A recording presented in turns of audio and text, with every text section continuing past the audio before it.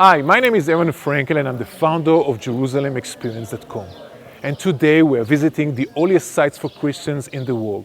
It is the Church of the Holy Sepulchre here in the old city of Jerusalem. On today's tour, we shall visit some interesting sites within the Church of the Holy Sepulchre, which are not part of the last 5 stations along the Via Dolorosa. These sites mark events that took place at the time of the crucifixions and several days after. Some of these sites hold significant archaeological findings that help us identify this place as the actual sites of the crucifixion and the burial of Jesus. But first, let's see some interesting things before we enter the church. So join me on this video tour. Welcome to JerusalemExperience.com, the place where you can watch videos from Jerusalem and its holy sites from your computer at home. During the Crusader period here in Jerusalem, many important people, some of them even kings, asked to be buried right next to the tomb of Jesus. And so it was. But when the Muslims took control of Jerusalem, they removed almost all of these tombs except for one, the tomb of Philip Daubeny, a tutor to young King Henry III, was one of the people who signed as a witness the Magna Carta, and above all, he was committed to the cause of the Holy Land. His tomb can be found right here at the entrance to the Church of the Holy Sepulchre, but today it is sheltered with a wooden cover. Now, let's enter the church. When we enter the church, we see in front of us the stone of anointing, where the body of Jesus was laid down in preparation for his burial after Jesus' body was taken down off the cross. Then took they the body of Jesus and wound it in linen cloths with the spices, as the manner of the Jews is to bury. From here we shall turn left and arrive at the Chapel of the Three Marys. This is the spot that, according to the Gospels, marks the place where the three Marys stood and watched the crucifixion and then the burial of Jesus. Now, there stood by the cross of Jesus his mother and his mother's sister, Mary, the wife of Cleophas, and Mary Magdalene. If we want to imagine what the three Marys had watched, we shall stand behind this chapel and look toward the Golgotha over there. From here, we shall enter the Rotunda, where the tomb of Jesus is located.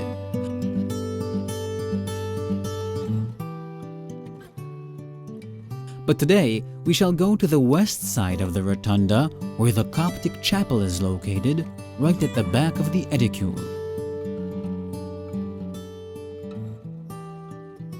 Inside this chapel, there is a stone, which is the back head of Jesus' tomb.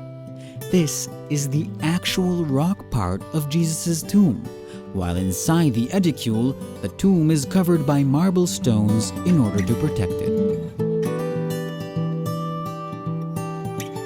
Now, let's turn further back to the western extremity of the Rotunda. It is the Chapel of the Syrians.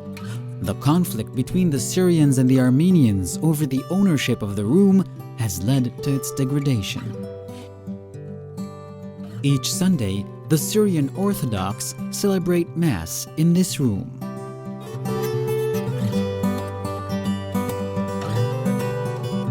Over there is the entrance to a passageway that leads to the tomb of Joseph of Arimathea. The discovery of this Jewish tomb confirms the usage of this area as a burial site during the time of Jesus, and by that gives confirmation that this is the actual site of Jesus' burial.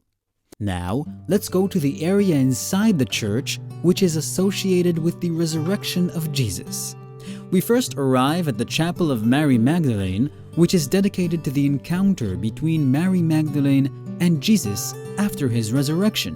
When Mary tried to touch her master, Jesus said, "Touch me not, for I am not yet ascended to my Father." Right next to this chapel is the Franciscan Chapel of the Apparition of Jesus to his mother, as is narrated in the apocryphal book of the Resurrection of Christ by Bartholomew the Apostle.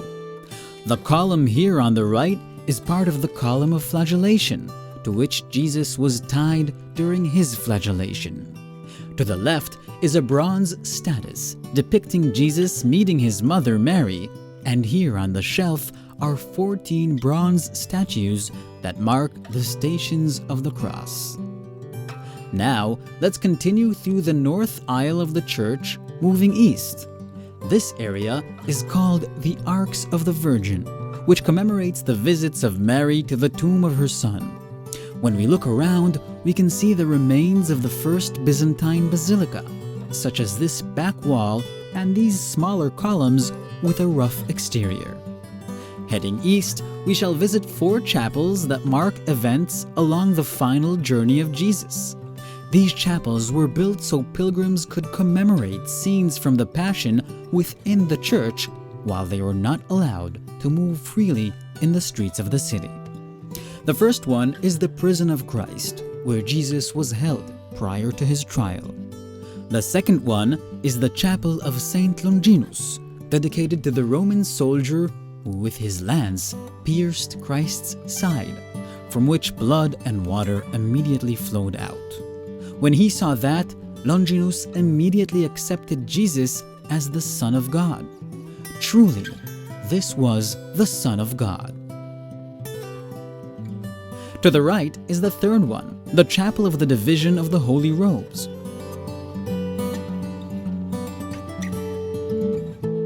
which commemorates Jesus being stripped of his garments by the Roman soldiers.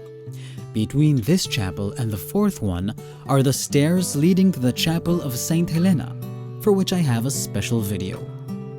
We are now at the fourth chapel, the Chapel of Derision, which commemorates the insults of the priests and the people towards Jesus at the beginning of his last journey to his crucifixion. Here, we can see a preserved fragment of the column on which, according to tradition, Christ sat when the crown of thorns was put on his head. There is a belief that if you put your ear to the altar, you can hear the sound of laughter. We are now right next to the Rock of Golgotha, where Jesus was crucified, and here we can see part of the actual Rock of Golgotha exposed. Now, let's go upstairs to Golgotha and have a closer look.